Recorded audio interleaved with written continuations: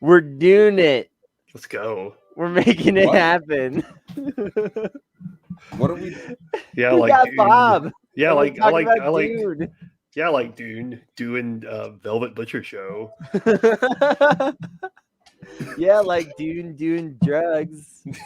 Ooh, your mom. Okay, abrupt. I I mean, mean, it's Dune not is all kind of about about drugs, that, is though, it? right? What's that?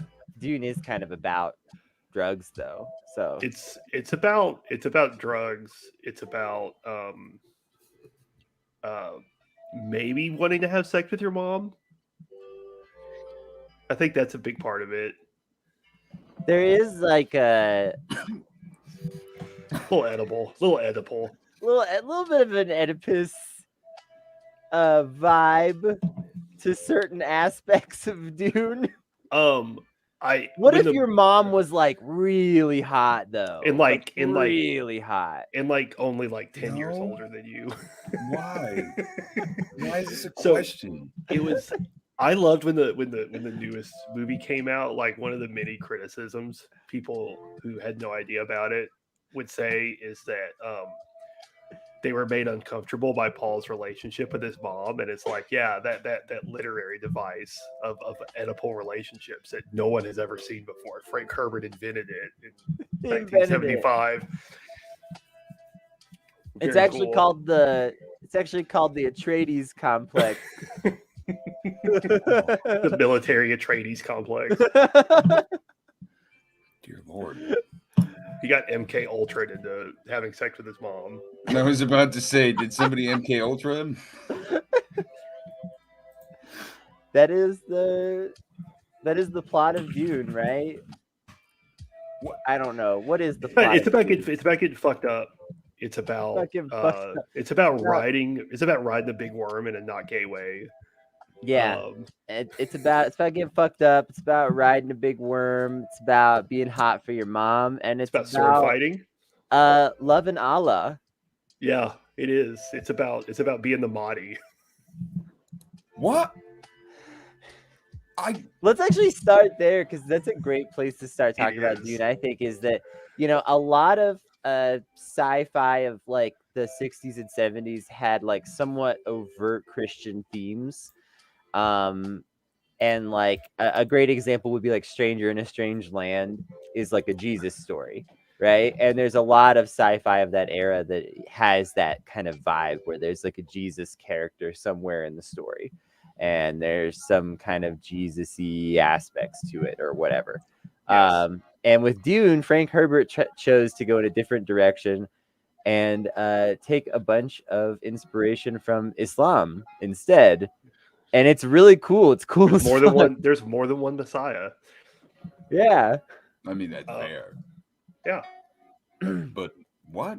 Like I thought you weren't allowed to show an image of Allah. Well, he does. I mean, no, it's Muhammad, but he doesn't. He's very careful in how he sort of gently references like- it in a lot of ways, where it's like everything's in the future, and so religion has like changed over time, and he makes it clear that like Christianity is still around in this sort of form. It just sucks. Nobody actually likes it. Yeah. Uh, The orange Catholics, the orange Catholics. which is to me is like seems like a phrase designed to like drive like Northern Irish loyalists insane to say orange Catholics. And I don't know if it was meant that way, but I choose to believe that it was, and it's good that he did that actually. That's a fair interpretation. What I always think of, and this is not accurate in any way, but I was just because it gets referenced a lot as the OC Bible. My mind's Yeah. always like the OC, like Oh, Orange God. County. you Yeah, know? the Orange County movie with Jack Black and the unknown Hanks brother. that inspired the Bible. in the Everyone future. has memory hold. memory hold for now, but in the future, that's biblical. Hell yeah. Oh God. Um, Oh. Well, and I guess just to kind of get it out of the way, since we're kind of talking about it, one of the big criticisms people online had when they watched the movie was the like overt references to Islam, um, and like you know Paul like obviously fits into like the white savior mold, Mhm. but um, if you've read the books or watched the Lynch movie, um, I think it's fair to say that like imperialism turns to like ashes in everyone's mouth big time. It is a story about how like if you do imperialism, it makes everything worse for everybody.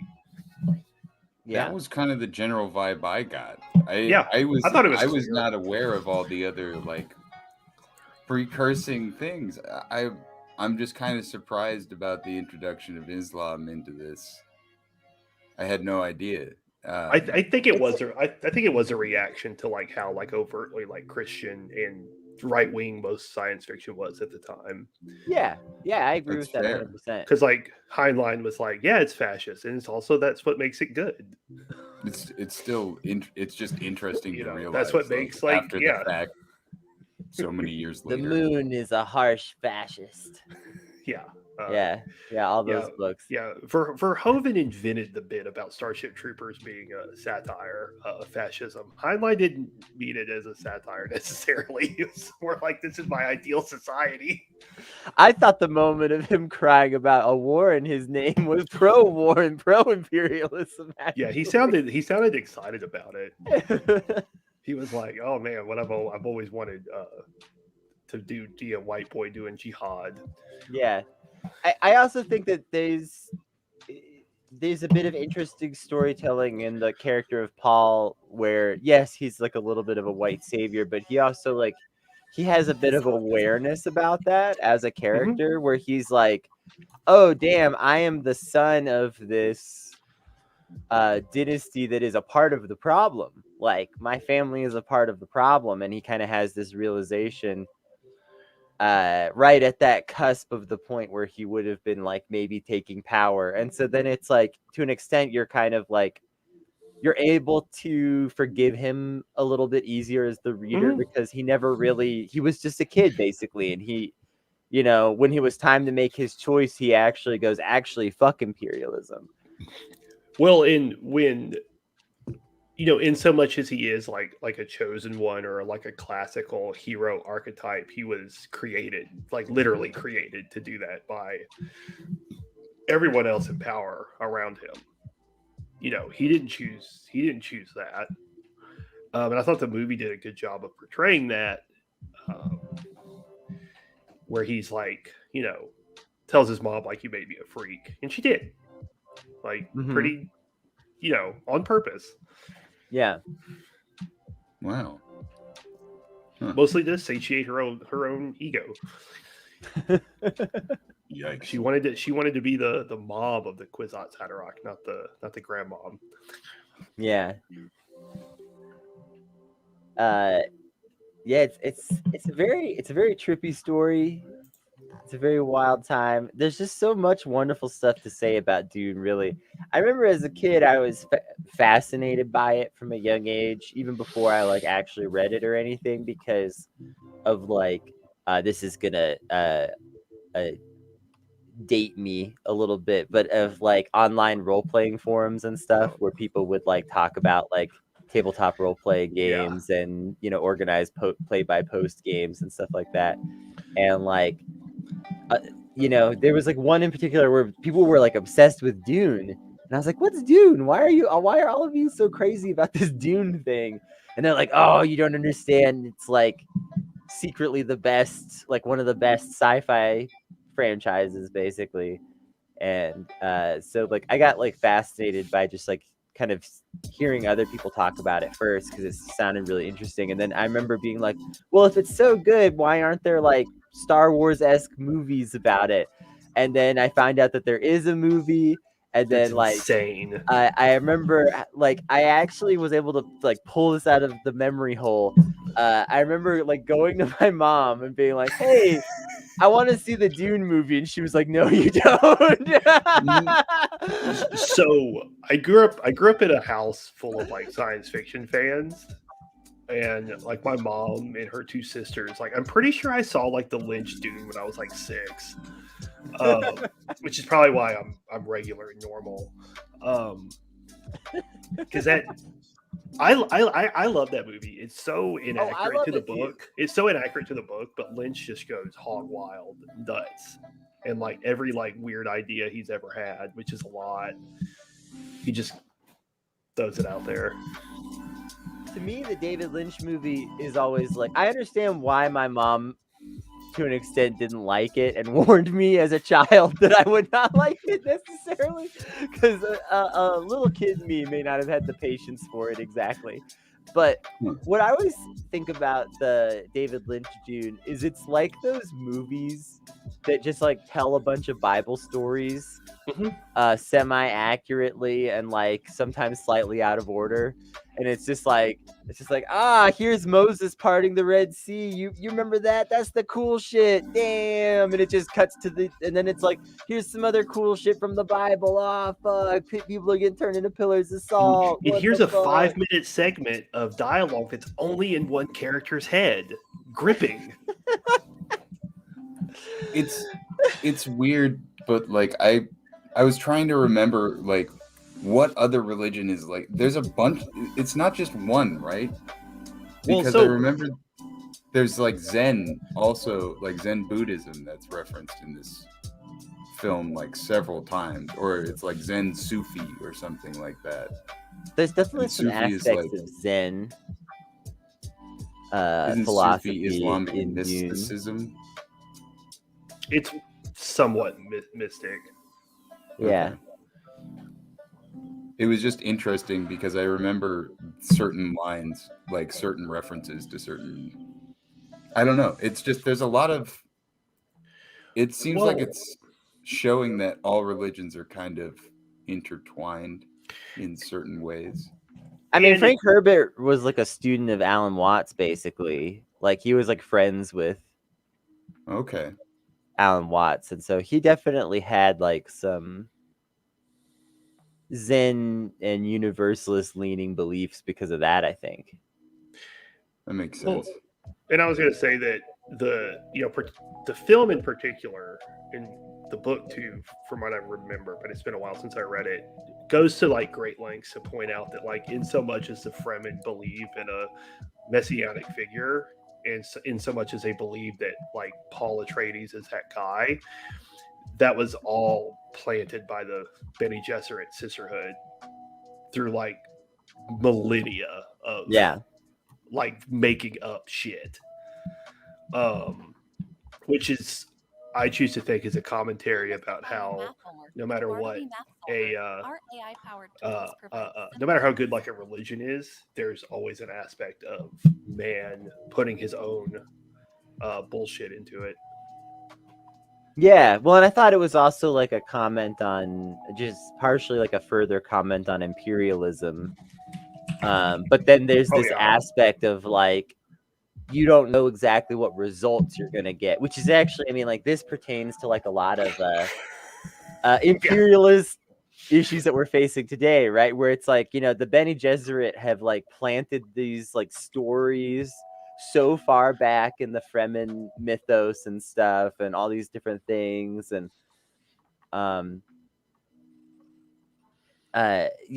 like they kind of feel like they have control over this entire sequence of events, like they control destiny to some extent, but then like once like that destiny is realized, it doesn't turn out the way you expected. And I'm not trying to say that the Fremen are in any way like Al-Qaeda or something like that, but there's definitely like an obvious parallel in like imperialist situations like that, where we sort of think that as the Western power, we sort of think that we're scheming things just right to work out exactly like we want, but then when that group finally comes to power that we were creating, it's not what we expected because we don't actually have control over everything. Absolutely. in the Fremen were turned into a military force, like kind of by circumstances outside their control. Um,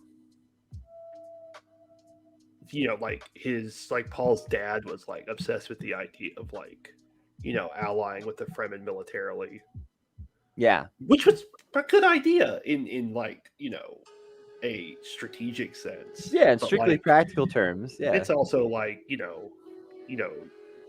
sorry for the spoilers, but they end up going on a galaxy-spanning holy war and like kill hundreds of billions of people. Sorry for the spoilers for a 60-year-old series of books. Yeah, and there's a in I've seen the people in that a sequel, lot lately. there's a darkly funny passage where like Paul is like depressed and thinking like, oh my god, I'm like the new Hitler or whatever. Like I'm the new, and he names off like a bunch of like tyrannical dictators, and his advisors are like, no, you've killed so much more people than them. You're so much more badass than they were. And he's like, that's not what I was saying. That's not what I was. That's not the point. That's not why I'm sad about it.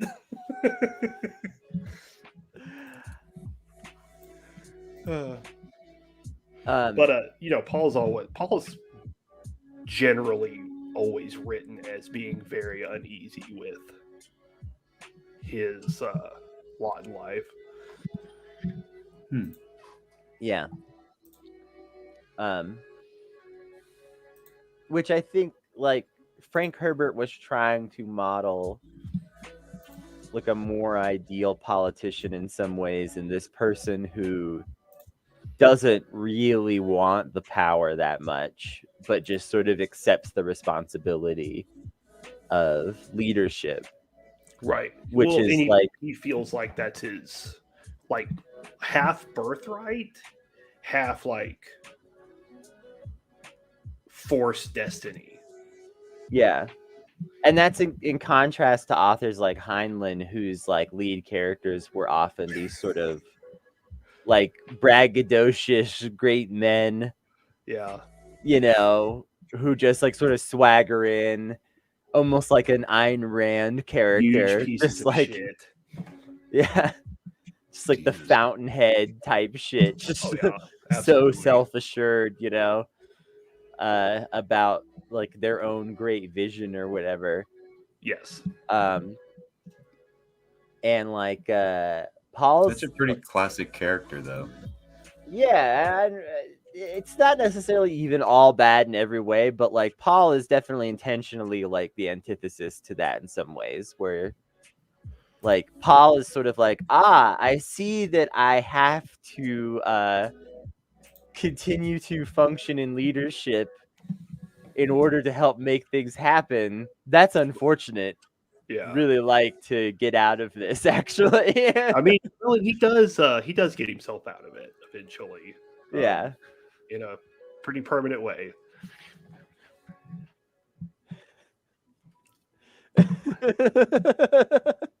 The most powerful person would be an Irish Muslim. Yeah, Bro, that's the plot of Dune. It's what an incredible comment from Adi. Yeah. It's future Eminem.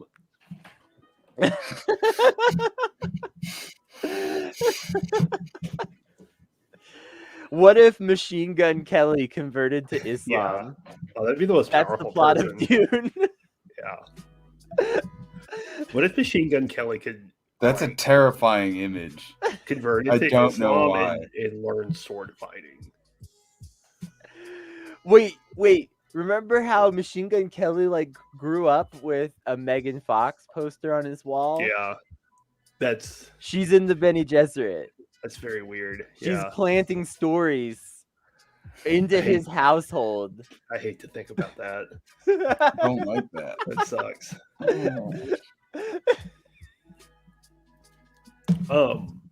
I don't know if this is something y'all wanted to talk about, but I think something really important with like when this book was published is the environmental aspect to it.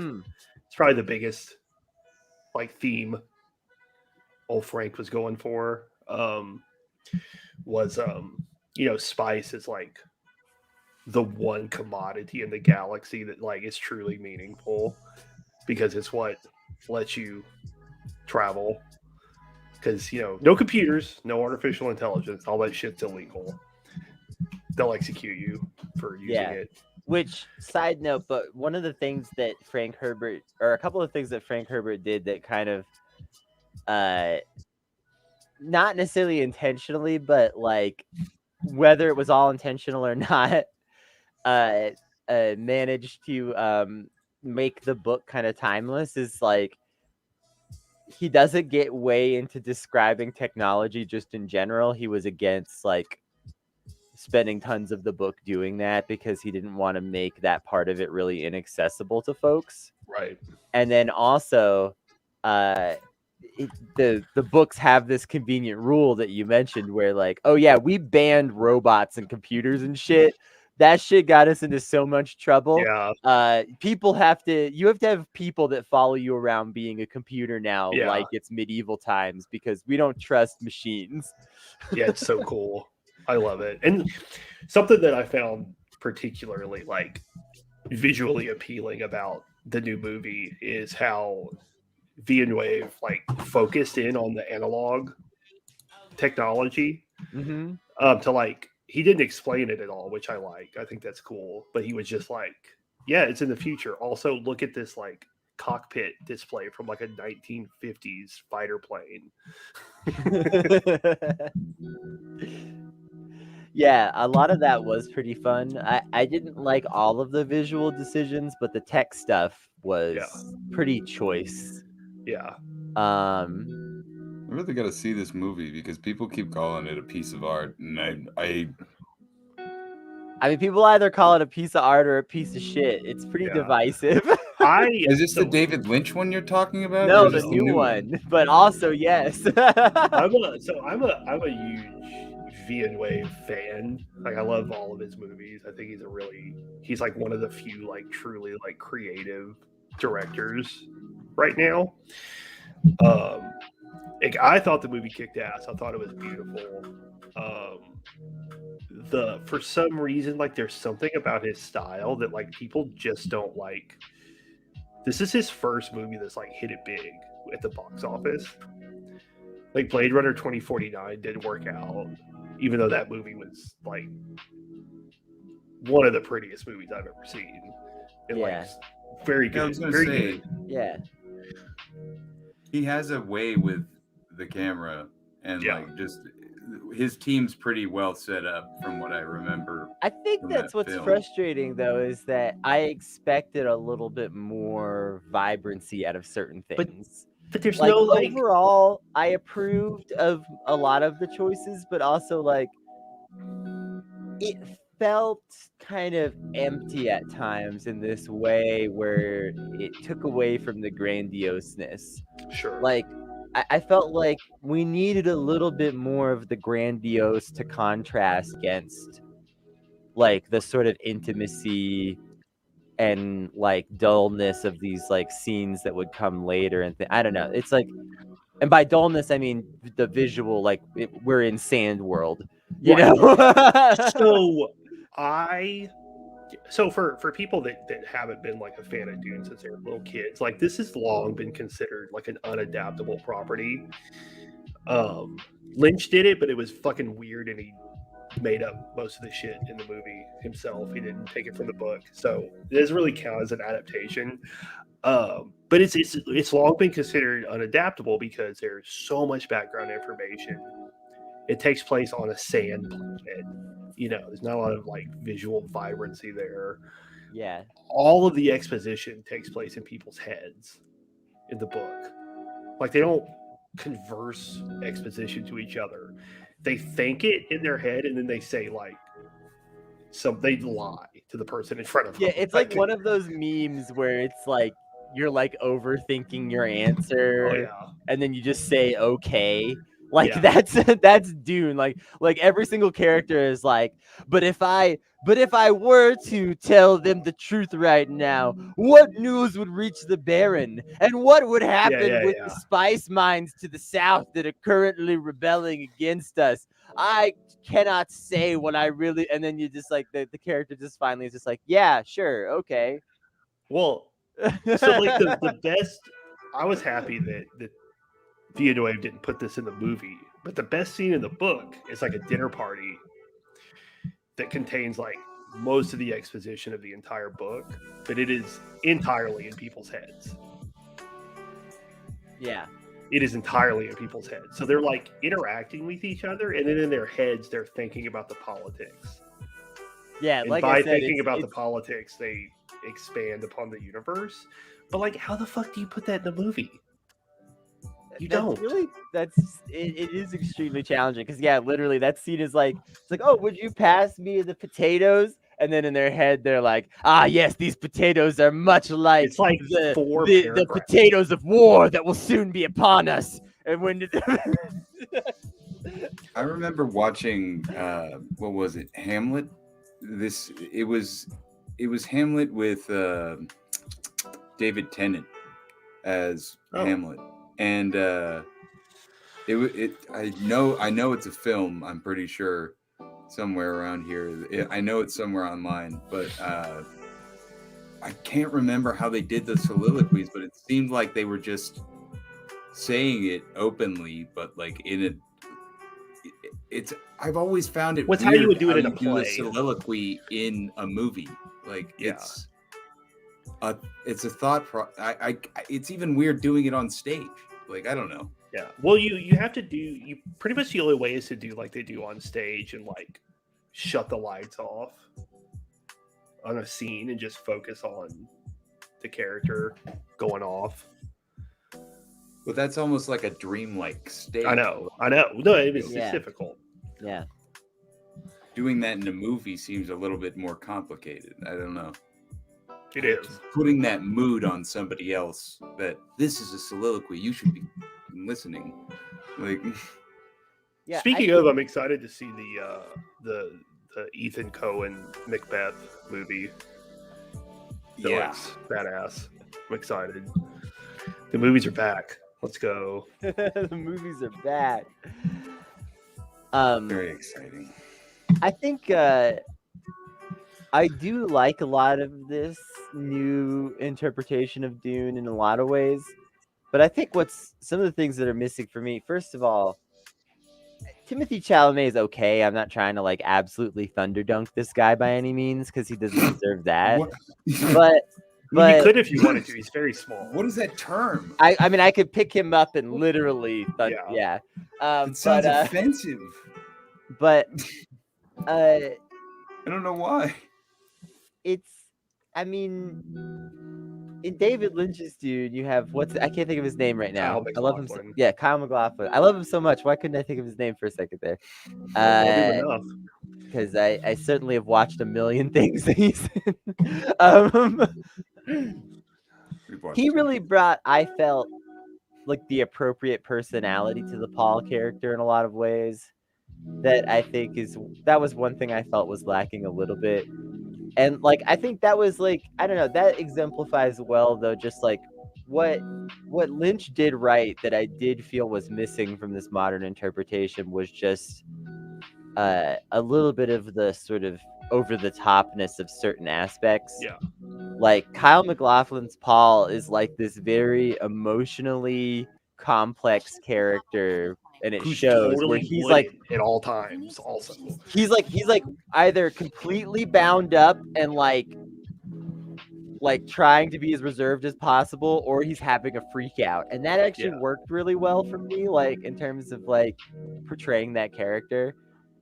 And also like a lot of the sets were just so bizarre and grandiose and weird in the David Lynch one that like some of those sets were just almost as if he had pulled the exact thoughts I had had reading the book out of my mind, and I do appreciate that about it. But that said, you literally have to, again, it's like a Bible movie. You have to have read Dune and just be like sitting there with Dune next to you, like, yes, and then here's the story of Paul meeting the sandworm for the first time. A great Dune story. Classic. You know? So I thought the best scene in the new movie was the change on Caladan, because it was like one of the scenes that showed like the grandness and the scale Yeah. of the universe. This like pretty big ship who flew there in a like a ship that's so big that big ship looks like a pinprick to it. Flew a bunch of people to a planet to sign a piece of paper and seal it with a wax ring like it's 1857, and then fly back. That scene did do it for me. And good costume choices, very very cool visually, kind of Lynchian. But what I was gonna say about Chalamet's performance is what I did like about it is his Paul was a lot more like obviously tortured. That's true. Than McLaughlin's, and that was kind of the issue I have with Kyle MacLachlan's, is that it was like kind of up and down and like pretty wooden at times, which fits with the book because like Paul's very like, I'm a noble son, like I have to maintain composure at all times. Where Chalamet's was a little more like openly emotionally complex, especially about like the stuff that like most deeply affected him, like his mom making him the Mahdi. Yeah. Whereas like Kyle MacLachlan's Paul was just kind of like, yes, I accept this. Cool, let's go.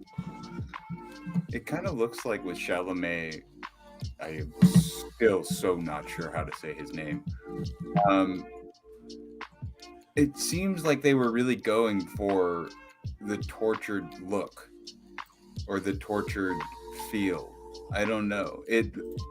Every still that I've looked at so far of this film with him in it is just like, whoa, this guy's been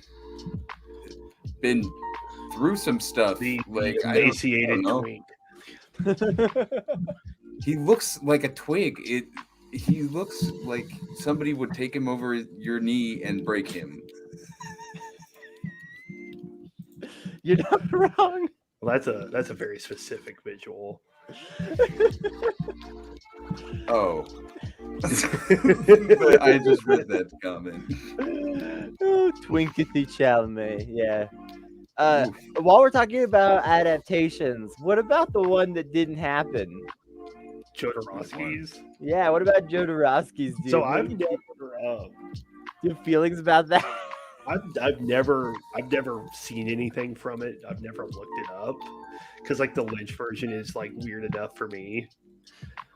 I'm sure the Jodorowsky would feel just like going to the MK Ultra office in 1965 and like opening your mouth. That was basically his goal. Yeah, I mean he said like he wanted you to feel like you had taken LSD. Yeah. While watching this movie. But like, my God, you've never heard of a film production that made less sense. Like, they managed to spend millions of dollars in pre-production before they ever even got anything done. The film was going to be like 14 hours long. Like, wow. Why? Oh. That's awful. Nobody needs that. Yeah, you want your audience to have a good experience. Don't make them sit in a seat for 14 hours. Say what you will about the imperfections of the new Dune, but at least there was a sincere attempt to get the important parts of the book translated onto the screen in the most coherent way possible without taking up 14 hours. Well, you can not know anything about Dune and watch the new Dune and like understand what's going on. Yeah. Like you don't need like a guidebook to get you there, and it's only 2.5 hours long. So pretty like that's pretty well done. So I I mean, went it's only half of it though. So it's Right. going to be like 5 hours when it's Yeah, done. but that's like an appropriate length of time to tell that that's story. That's appropriate. That's appropriate. So I went to the Jodorowsky Dune Wikipedia.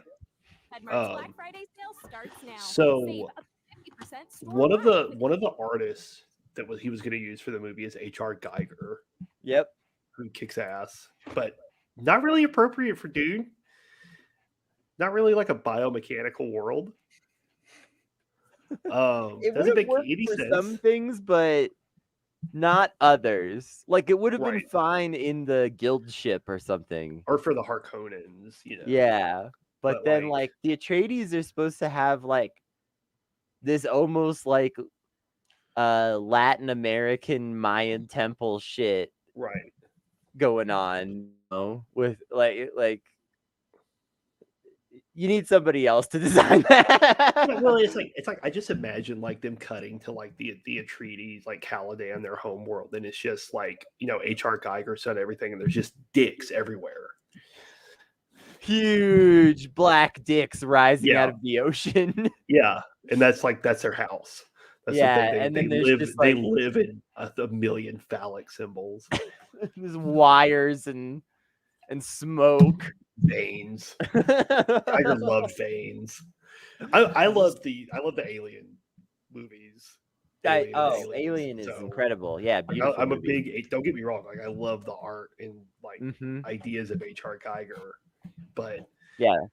we're a little weird in Dune. So one of so the person that Jodorowsky was going to get to play the Emperor was Salvador Dali. Oh yes, this is one of my Yeah. favorite facts. Dolly, first of all, wanted like $100,000 an hour, Yeah, which is crazy. King. I don't think he wanted to. And do it. also, he was fired because he was pro Franco, Yeah. Oh yeah. and so he was like loudly being a fascist at everyone else, and they were like, actually, this sucks." Get him offset. So Jodorowsky approved the $100,000 per hour, but then he reduced the Emperor's scenes so that he would only need to be on the set for an hour, and the rest of his scenes would be spoken by a robot lookalike. Dali accepted this robot? on condition that the plastic lookalike was donated to his museum and that his throne was to be a toilet made up of two intersecting dolphins.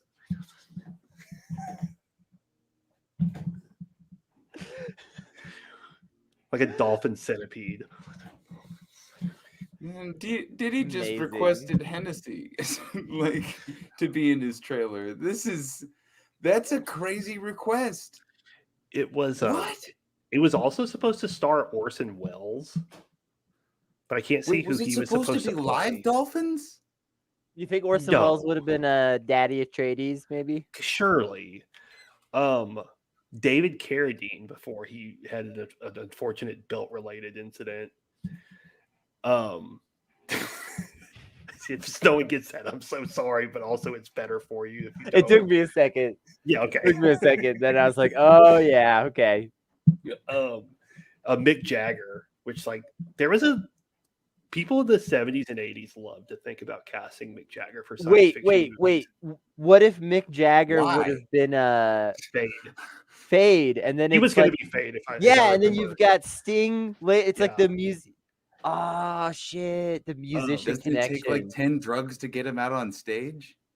There's a classic like shitty 80s sci-fi movie with Emilio Estevez and Mick Jagger. I think it's called Free Jack. What? It's called Free Jack. It's pretty good. Free Jack does not mean what you think it means. Stop laughing. It doesn't? No, no. Why does Um, all this sound like it's produced by Pornhub? I mean, I don't know why. The 80s were so fucking cool. Just True. like 70s and 80s sci-fi is amazing. oh yeah. Seems pretty wild. I'm not gonna lie. Yeah. Jodorowsky felt that 10 to 14 hours would be appropriate for the movie. Oh man. I mean, he has a point, but also no. Right. I don't think I know a person who would sit through something like that. I would, but it would have to be broken up. But I would have to be drugged up. Like somebody like would 3 have hours to at a inject time. me with something. So Fade doesn't appear No. at all, right? I'm not misremembering No. at all in part 1. Which fits with the book. So it's possible that Fade Routha will once again be played by a famous musician in part 2. Who? I think that he's been cast already. With Yeah, but if he some, could like, Irish kid. if he could be a famous musician, who Machine would Gun you Kelly. have play Fade Routha in the modern time? Machine Gun Kelly. Machine Gun Kelly.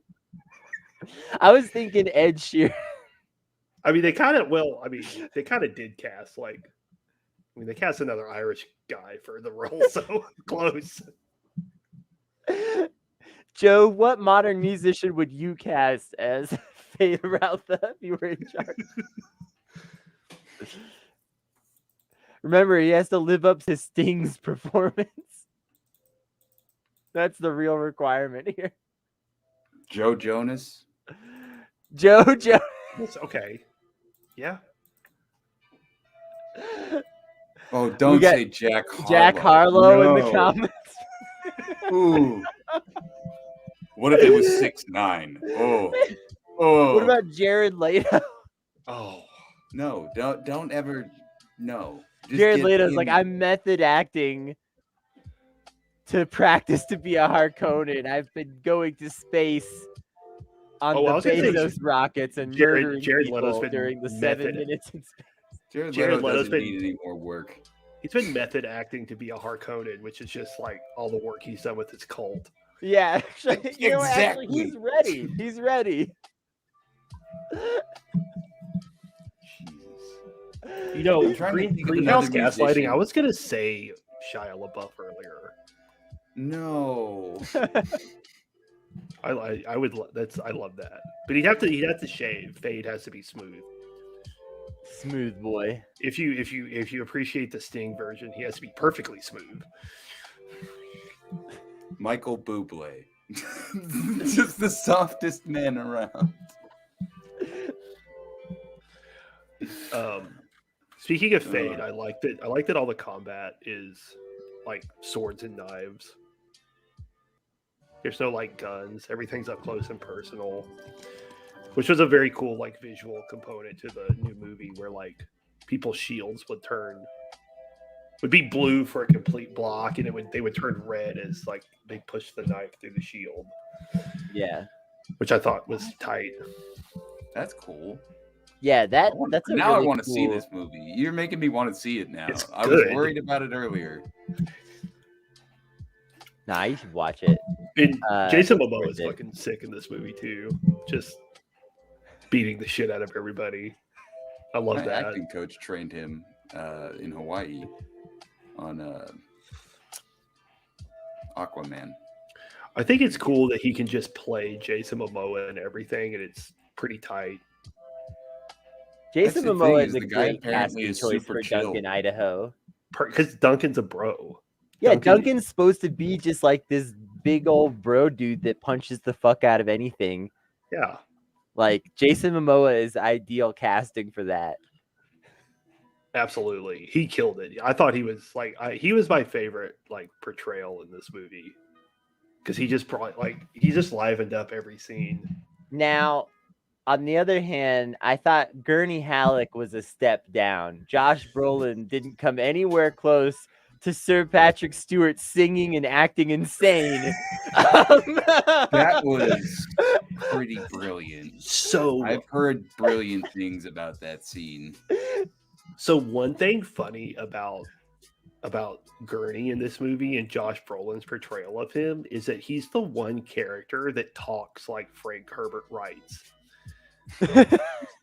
And like all of his lines are in like the stilting, overly formal like Frank Herbert prose, which kind of fits with Gurney. It kind of fits with the character because he's very like more self-serious than all the other self-serious characters, and like definitely like sees himself as being like a knight, I guess would be the best term. Yeah, he's like a master fighter. He's a bard. There are definitely some people who in Dune who like don't really seem to take this whole like feudal thing that seriously, and like they're just doing it because they have to. But like Gurney is like, yeah, he sees the nobility in all this shit, Right. and like believes in it to the fullest extent, basically.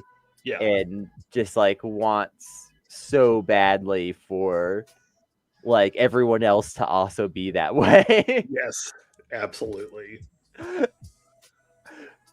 Which was perfectly portrayed by Sir Patrick Stewart, just wandering around yelling and singing and being crazy and just really seeming like he was on fucking Quaaludes all the time or something.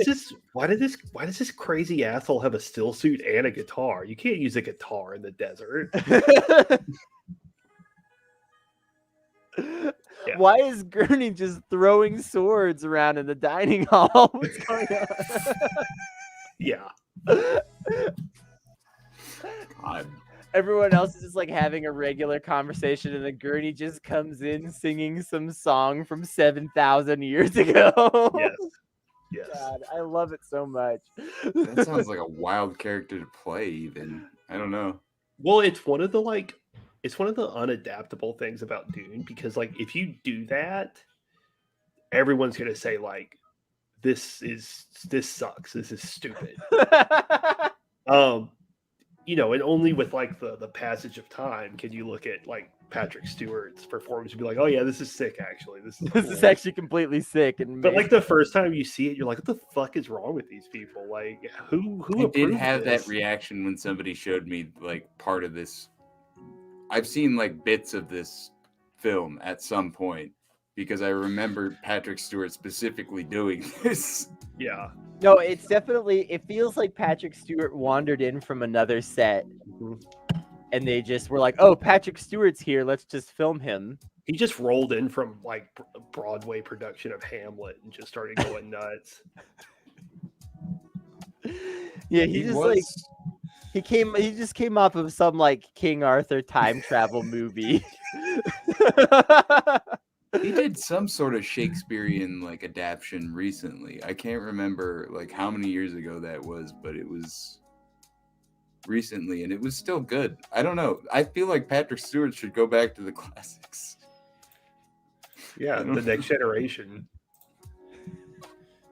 No. He's like, no. Yeah. I don't know if you've heard me rant about this yet, but Picard is the worst captain.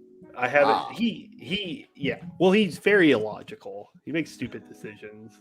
I was gonna make the joke that like Paramount should just make everyone mad and reboot the Next Generation, but like keep Patrick Stewart as the captain.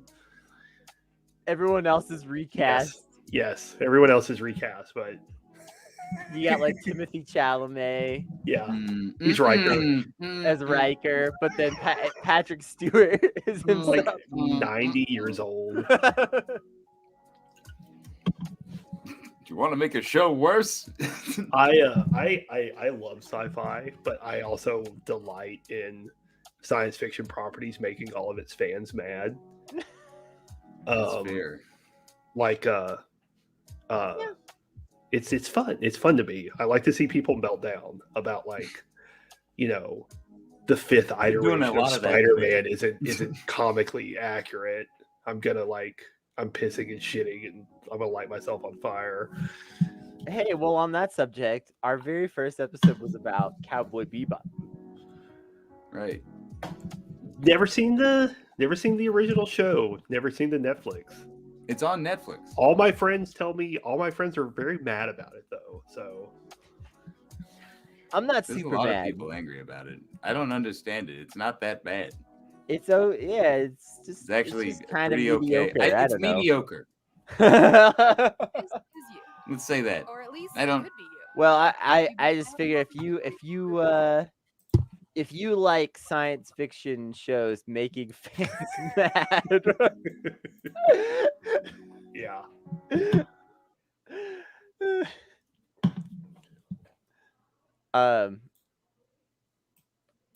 well, if you could reboot science while we're here, before we wrap up, if you could reboot a science fiction property Ooh. that you think needs to come back and get the modern Dune treatment, brand new 2021 film, what would you bring back that's an old science fiction property? What do you think should get revived next? Oh God. That's like a really hard question, actually. Oh man. Can you give yours while I think about it? Well, for me, it would be Barbarella. Time to reboot heavy metal. It's time to reboot Barbarella. Mine would Oh, be man. Hausu. You can bring back Probably. House. Yeah. I'm gonna let that slide, even though it's not really science fiction. It's pretty science fiction. I don't know what you've been watching. Definitely something. Terrifying. But yeah, I think we should bring that back. Especially, isn't Barbarella the one where they have that pill that you can have sex without having sex? You just take a pill. I think that's that movie. I don't think I've watched that in like 20 years. Actually, I take it back. Predator, but replace Arnold Schwarzenegger with Jason Momoa.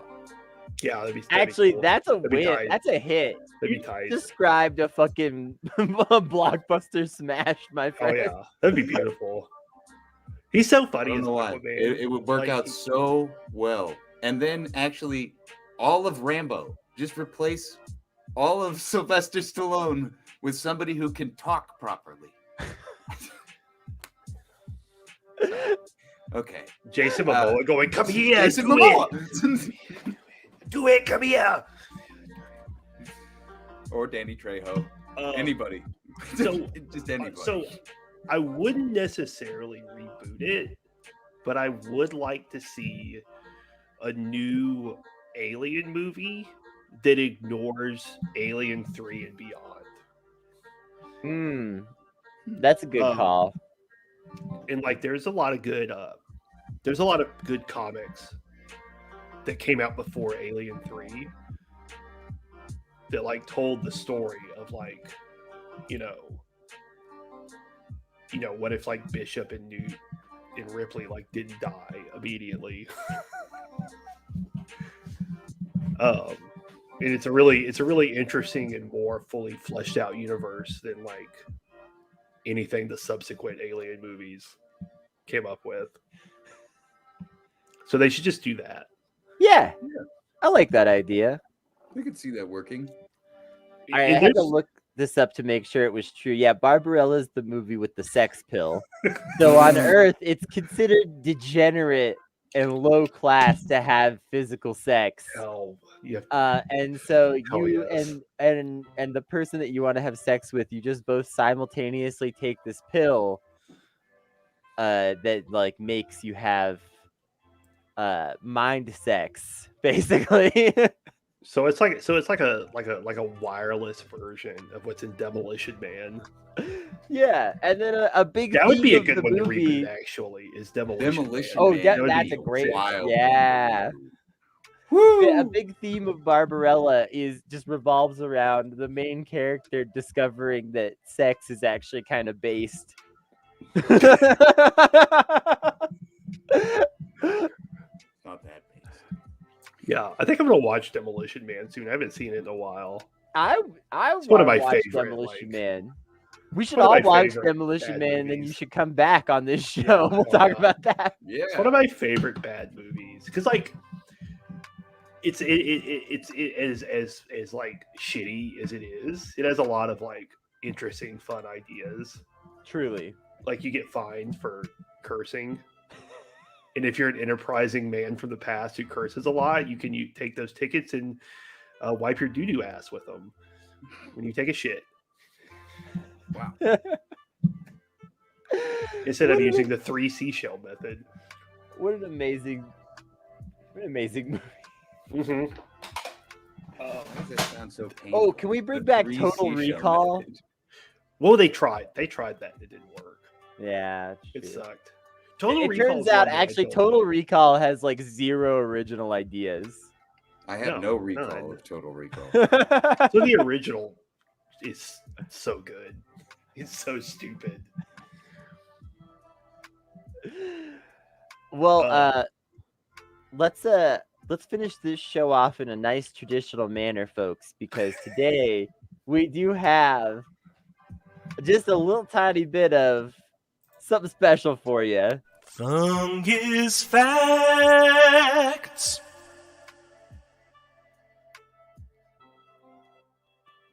So normally we have a rule that our fungus facts aren't about psilocybin, but today's fungus fact is that Dune was inspired by psilocybin mushrooms. Yeah, it couldn't be avoided. I'm so sorry.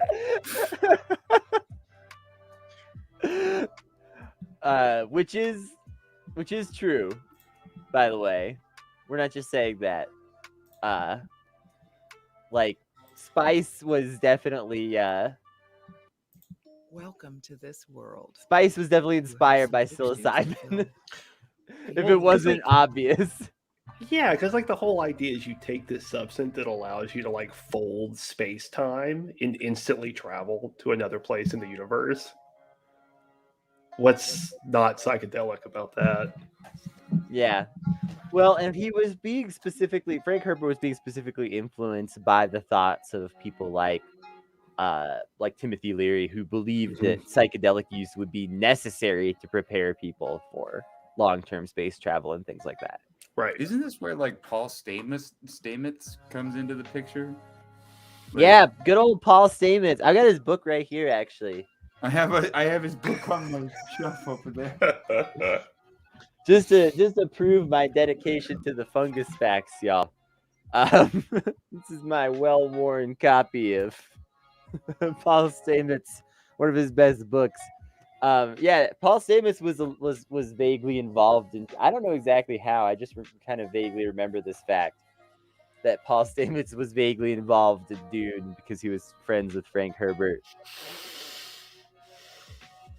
So, Nice. mushrooms. Mushrooms. The mushrooms must flow. Fungi. That's today's fungus fact. Yeah. Doing Bob- imperialism for moon mushrooms. Doing imperialism Moon for moon mushrooms. Bring That's me the plot of Dune. Bob, you got anything you want to promote? Yeah, my show is Bad Praxis with my friends Kennedy and Omni.